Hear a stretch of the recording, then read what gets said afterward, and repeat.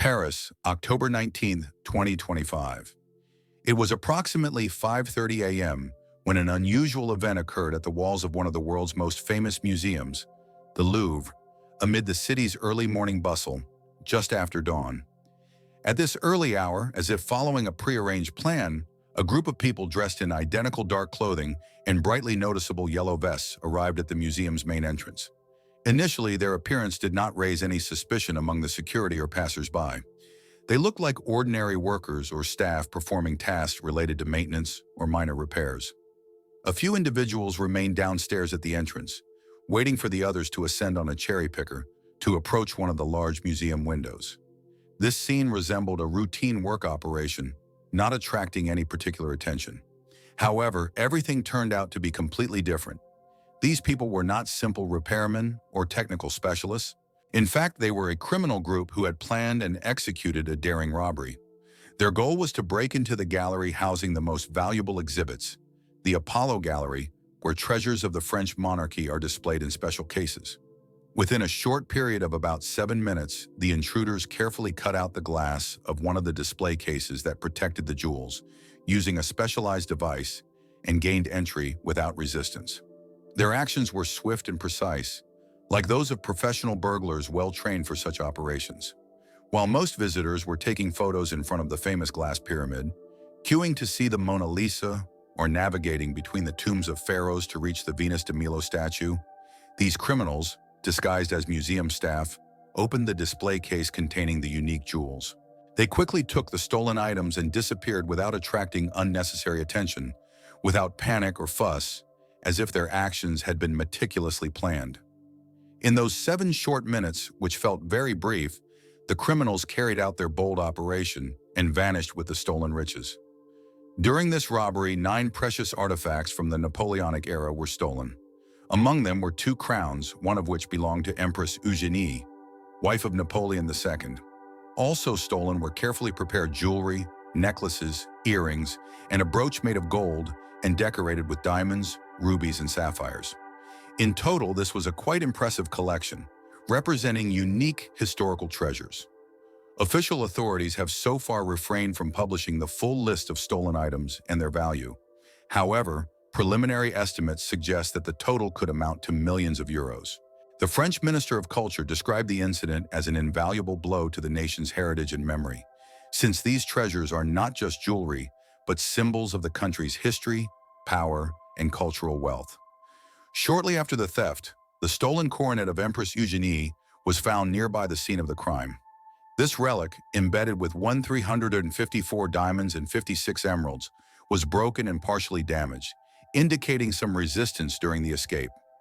The Minister of Culture suggested that the criminals, trying to flee, might have defended or even damaged the valuable artifact to hinder its return. They left the scene on high-speed scooters, just as they arrived, quickly and discreetly. The police believed that professional, well-prepared individuals with all the necessary information were behind this daring robbery. They knew the exact timing of the security shift, had details about the surveillance cameras' locations, and even knew that one of the display cases in the gallery was undergoing restoration, which allowed them to act without attracting attention. He decided to hide in a quiet, concealed closet away from prying eyes for the night. At that moment, he carefully removed one of the paintings from the wall, which had long served as a decoration in his home. Gently freeing it from its frame, he took out the glass and carefully removed the canvas itself, hiding it under his coat so no one would notice. His actions were meticulously planned. He aimed to return the famous painting known as the Mona Lisa to its homeland, Italy. This act was not merely a gesture of nostalgia or a desire to reclaim what was lost. It was an attempt to restore justice and bring back the cultural heritage that, for some reason, had ended up abroad.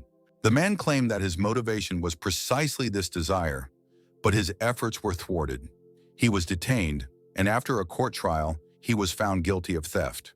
The painting was confiscated and sent back to France, to the museum where it had been kept previously. Following this incident, the Louvre's management decided to tighten security measures. For the first time in many years, new locks were installed, security was reinforced, and each painting was assigned a guard. These measures were taken in the hope of preventing similar incidents in the future. However, surprisingly, It was precisely this daring and ambiguous act that turned the Mona Lisa into a global legend.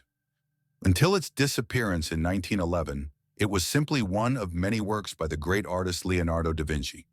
But after the theft, which captured all the news and media, it transformed into a symbol not only of art, but of world culture.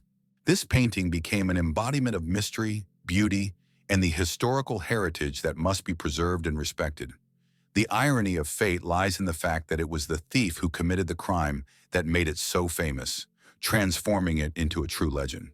Newspapers and magazines daily published articles about the theft, featuring photographs and caricatures dedicated to the Mona Lisa. The entire country, and then the whole world, discussed this story, refusing to let it fade away. Over the next decade, the museum continued its operations, maintaining calm and stability, although minor art disappearances still occurred. Unfortunately, in the year 50, small artifacts began to vanish from the Egyptian halls: statuettes, amulets, jewelry. These items were likely taken at night, probably through service doors, making their theft relatively simple and quick. Some of the stolen artifacts were found on the black market in Cairo, while others appeared in Brussels. Some remained missing without a trace, unable to find new owners and lost in the depths of time and space. All of this was merely a prelude to larger events that unfolded in the year 25. The police stated that these series of crimes were most likely orchestrated by international criminal groups specializing in commissioned art thefts. These schemes had been used before, when organized gangs robbed museums in Amsterdam, Zurich, and Venice, operating under similar scenarios. Experts in antiquities and cultural property protection warn that selling such stolen artifacts is almost impossible. They are too well known and easily detected on the black market. The stolen exhibits from the Louvre in Paris are likely to be broken apart, gold, precious stones, and other valuable materials, before being sold. However, the market value of individual fragments cannot compare to their cultural and historical significance, which is priceless for humanity. Sometimes, according to Interpol, such artifacts are ordered from criminals for personal collections, stored in basements and secret rooms. There are over 200,000 stolen works of art worldwide, and only about 1/10 of them are ever returned to their rightful owners or museums. Paintings disappear years later, and,